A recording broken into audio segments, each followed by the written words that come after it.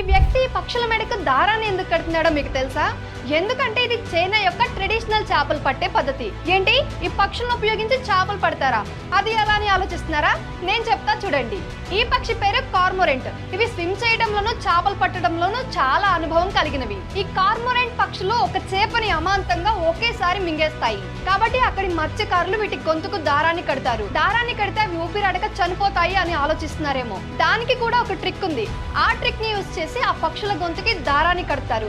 దానివల్ల ఆ పక్షులు చేపలను మింగలేవు. ఆ తర్వాత వాటి కాలికి కూడా ఒక దారాన్ని కట్టి వాటిని నీటిలోనికి వదిలేస్తారు. ఎప్పుడైతే ఆ పక్షులు ఎక్కువ చేపలను మింగుతాయో అప్పుడు వాటిని పైకి లాగుతారు. ఆ తర్వాత ఆ పక్షుల గొంతులో ఉన్న చేపలన్నింటినీ ఒకదాని తర్వాత ఒకటి బయటకు తీస్తారు. సో దానికి బదులుగా ఆ కొమోరాంట్ పక్షికి అందులోనే ఒక చేపను ఆహారంగా ఇస్తారు. సో పాతకాలంలో చైనాలో పక్షులను ఉపయోగించి ఇలా ట్రెడిషనల్ వేలో చేపలను పట్టేవాళ్ళు. ఇలాంటి మరింత సమాచారం తెలుసుకోవడానికి ఫ్రీడమ్ యాప్ ని డౌన్లోడ్